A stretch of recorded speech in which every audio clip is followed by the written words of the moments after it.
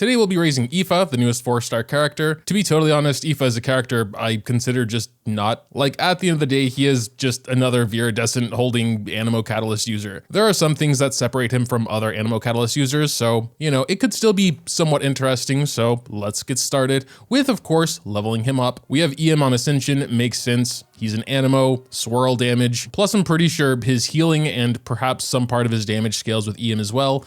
I haven't really dug deep into his talents yet, just kind of skimmed over them, but that's what the talent Constellation overview is for. We definitely will need to spam some bosses here. We can get him up to the 3rd star, but then we are out of those materials. Sparkless Core Statue. I guess one kind of cool thing is he is the first anemo catalyst from Natlan, which unfortunately is kind of a big deal because so many of the new characters rely on other Natlan characters and the Night Soul mechanic and all that, so that can potentially make him more interesting for some Natlan teams. For this raising mode, we're going to take the stars one at a time, so you know, the only thing we're missing is the boss materials. I'm not sure he can solo this guy though. Maybe if he had some gear at least. Let's try my good old Versa team. Okay, that didn't work out. Where are you going, buddy? All right, we might be missing a buff or something. He's not dying in like 2 plunges. What's going on? All right, well, we still got there. Got 3, so 4 more. Would be cool if we got just like a 4 drop here. Let's see. Nope, we actually had to do a 2nd rotation. Might want to check my units, but all right, there we go. I mean, we'll check that, sure. I like basically never check those anymore, to be honest. So IFA getting that 4th star there, very cool. Go ahead and give him those books. Damn, do I gotta go book farming soon? Okay, the only thing we need now is like 4 plants, beep, and 10 more of these cores. No. Where's everyone's energy gets destroyed when you die in lava? 5, 8, 11, 14. We have enough. Ooh. Okay. That was a dendro chunk. For real this time. All right. 2nd to last star. There we go. Oh my God. We are running low on books. Wow, I haven't needed to book farm in a while. Yeah, we need a lot for the last star. Probably just say, let's leave him at 80. But as a reaction character, swirls and all that, his level is very important. Let's get the boss runs out of the way and then we'll finish with plants. 5, 8, 11, 14, 17, and 20. Not a single 4 drop, I think, in all of those runs. And finally, 59 succulent Chinese meals. Beep.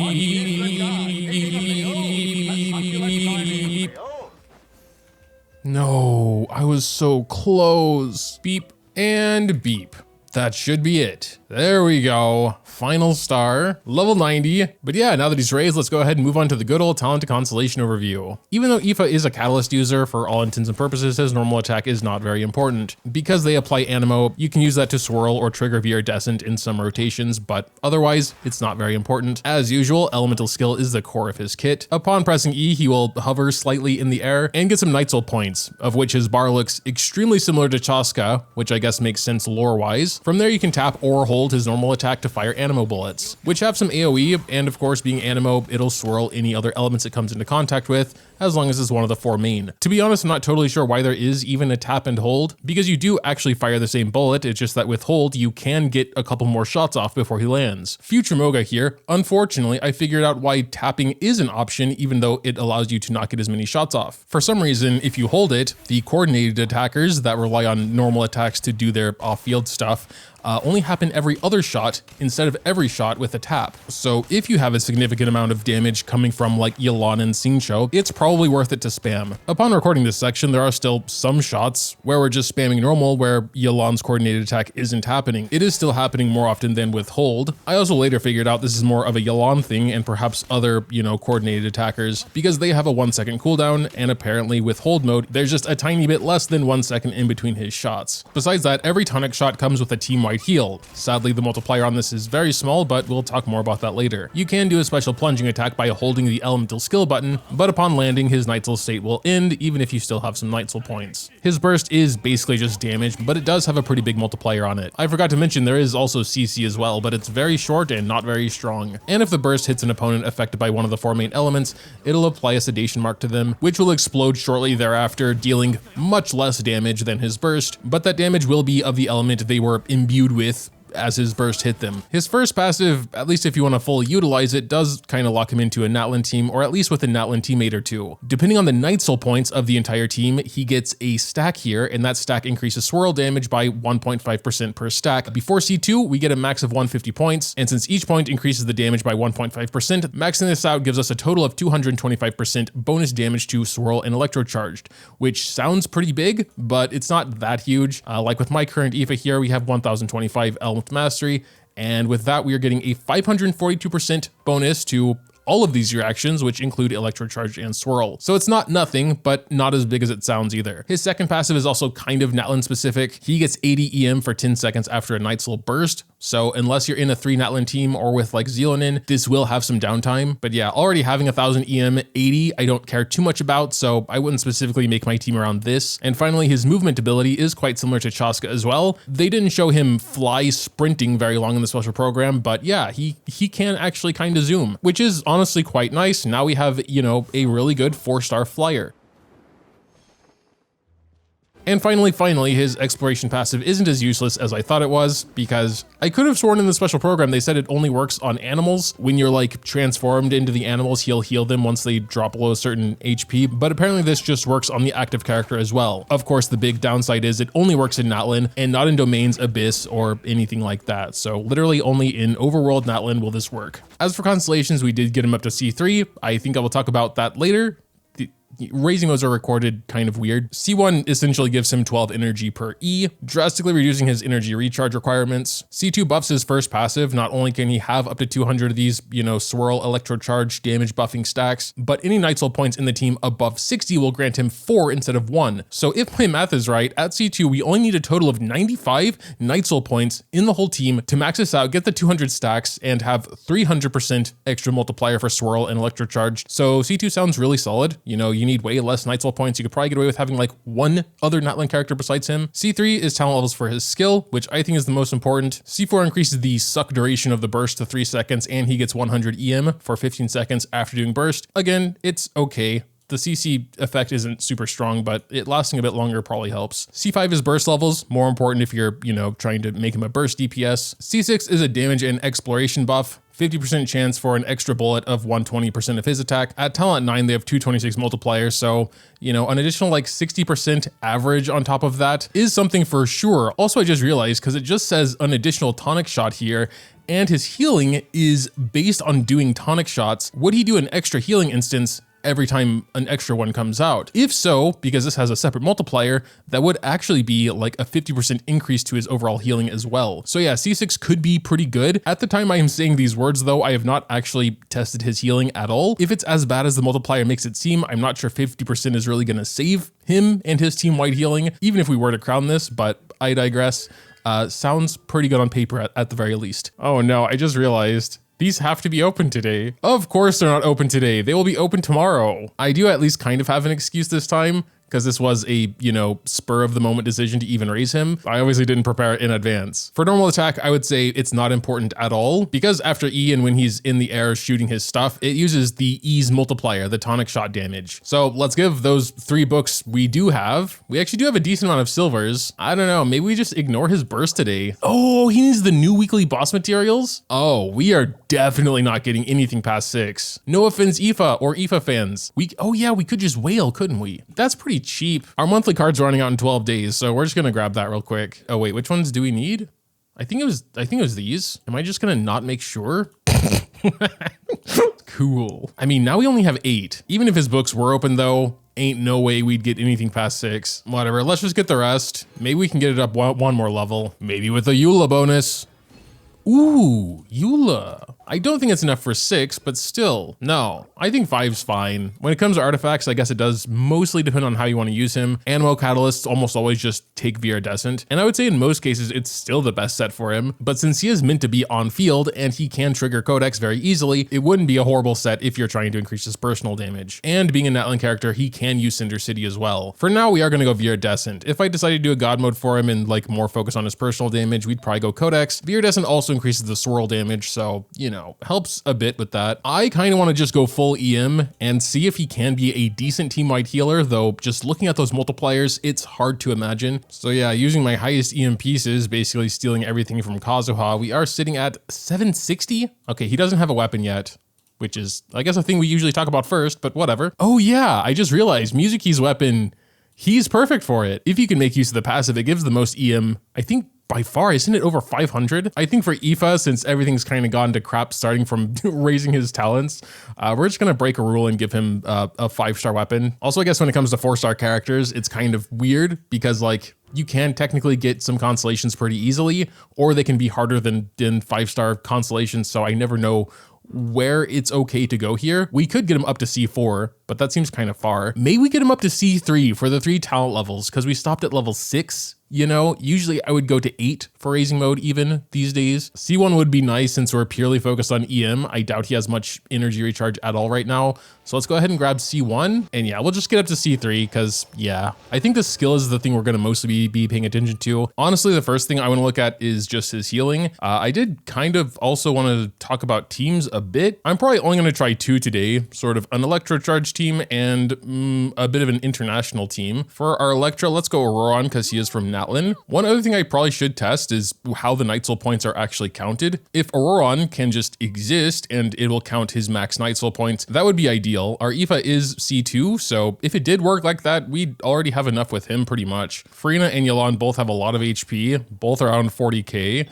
Ororon only has 20k, so I think we're just going to slightly hurt our Furina a little bit. Here's an enemy. We're just going to press E and start holding his normal attack. You know, we are doing a team-wide heal there. It's very small though. We are in Natlin, so we would have been down already, honestly. Yeah, it's about as bad as I thought, even in Natlin. Let's go outside though. Probably would be better to hurt IFA himself so we can actually see the numbers popping up. All right, that should be good. So just going to hop up and hold the button there. So yeah, we're getting like 500 heal per shot, which yeah, is not very good. Or almost maxing out the weapon. We have 1200 EM right now. I don't think we even have to test it, but sure, we'll throw Furina's pets out. But yeah, I don't think there's any way he can, you know, compete with Furina's HP drain. He slows it down a little bit, which I guess is something. I think if you were in a mostly low HP team besides Furina, you know, that could work. Cause like, look at Ororon, he's somewhat healthy even after 1 cycle of Furina's pets. But before C6, this is basically the best his healing will get. I mean, obviously we could max his talents and crown that, but again, that's just not worth it for me. But yeah, his healing outside of a low HP team is just very supplementary. I'm not sure if there's any way to see how many stacks he currently has of the Swirl Electro Charge buff. Because again, I did kind of want to check the thing with Ororon. He has a cap of 80 Night Soul points. If it only counts while we have the Night Soul points, then Ororon would still be enough as long as he has at least half. But then when IFA does E, you know, he starts rapidly eating his own Night Soul points. He also has a cap of 80. And again, at C2, we need a total of 95 to max it out. So I guess depending on where Ororon is, we should have the max bonus, you know, at least for like the first half of his skill. One easy way to check that might just be, you know, well, yeah, that's going to be a little hard because they're just kind of dying here, but maybe it'd be better if we just took Ororon out. 85, 83, wait. 81? I guess it is current Night Soul points then. I don't know why it would just be like the cap of all the Natlin characters you have in your team. 94, we started out at 94. 85? 81? Whatever, to me it looks like it's only current Night Soul points because the swirl numbers were going down. That would also just make more sense. But okay, let's go ahead and throw Ororon back in our team and just do a full rotation, I suppose. Obviously, I do think he's gonna be better in AoE. We can try the little Vishat place, I guess, but yeah, whatever. Let's just start with Masanori, because we always do. Or, you know, Dorito Boss, but he was being annoying earlier, so burst, and then we just hop up and start blasting away. Oh, wait, I just saw an 85 in there. Oh, wait, no, that's probably Furina's pet. I mean, he died pretty fast. That was like some decent, yeah, we do got to upgrade to Dorito Boss. That was actually better damage than I was expecting. I mean, Furina pet, probably big source of that, but still, if we are trying to at least sort of, you know, compensate for Furina's HP drain with his team-wide heals, we're gonna need to pump him with as much EM as possible. All right, here we go, Dorito run. Let's hope we can get that Yelan energy real quick. There we go. Also need the Ororon energy, please. There we go. And let's hop up and just, I think we're gonna hold, even though we do have Yelan. I mean, honestly, that was pretty fast. That was a pretty fast run. What I kind of want to do actually is do the same exact thing, but do nothing with IFA and see how fast the boss dies. Maybe he is contributing actually, decent amount. All right, so yeah, we're gonna do the same rotation. Okay, we could get that, cool. Ororon, we can get that. And then we are gonna go to IFA, but not do anything. Okay, no, he is definitely doing something. Boss was dead at this point already. Well, let me try the 4-star team. Maybe in this case, we would spam normals for a scene show because he's gonna be the only Hydro. So we are starting with his burst now, and then we're gonna hop up and start spamming. The burst, yeah, I didn't really see what it did. I kind of doubt a ton, but you know, the boss is pretty close to dead, not one rotation. I mean, with no other Natlan characters, we're not maxing this out. I guess for like the first couple seconds, we're pretty close to maxing it out because we have 80 out of 95, but you know, very shortly, that probably does make a pretty big difference. I feel like Shanling kind of really needs Binny, so I guess we're gonna replace her with Ororon to try and, you know, stick to a 4-star team. So, you know, we'll get most of the stacks back. See how much that helps, if at all. It honestly didn't. I think it's actually worse somehow. He's still like half HP. All right, sure, let's try the AoE place, but I'm like really not happy with this team, so let's just go back to the first one we were using. That seemed to be the best. All right, we don't have his burst. At this point, I kind of don't want to just stick around and, okay, wait, that's actually kind of popping off. We'll just do his burst here at the end. Yeah, I don't know, whatever. My record here is 15 and we already blew past that. Granted, I've only tried it like twice, I think, and with weird teams like this, so. I mean, yeah, of course, he's way more impressive in AoE, as it just kind of is with swirled damage dealers, you know? Yeah, I mean, we got like 45. I don't think that's horrible. We probably could have gotten a few more, but I think that's where I'm gonna wrap it up for IFA. Final thoughts? I mean, I don't know. I think the coolest thing about him is that, you know, he's a decent movement character. You know, he can fly like Chaska. I've yet to actually do and include the comparison, so I don't know if he's actually as good as Chaska. I can't imagine, but I'll have some text on screen. As for combat ability, again, this one's just a little weird, so apologies for that. Like, I think his burst is capable of some solid damage, but then you'd have to give up a bunch of EM for like attack and crit stats, and then it's like his actual swirls are doing less damage. Also, built like that, his already tiny heals would basically not exist anymore, so completely full EM. His heals, especially because they're team-wide, aren't that bad. They're serviceable. I think at C6, you know, assuming this extra tonic shot does trigger the healing as well, which I don't see why it wouldn't, you know, he might be an okay team-wide healer. The bad thing is he has to be on field to heal, so no matter how good you get his healing, he will always be IFA and he'll always be the on-field sort of swirl driver, I guess. And I just think it'll never be that impressive in single target. Definitely much better in AoE as we saw, but yeah, that's AoE. And these days, the hardest stuff is single target. It's just how it is. Maybe that'll change at one point, but for now, those are my thoughts on IFA. Let me know what you think about him or the video in the comments down below. Dropping a like or subscribing to the channel if you enjoyed is always greatly appreciated as well. Thanks, as always, for watching, and until next time.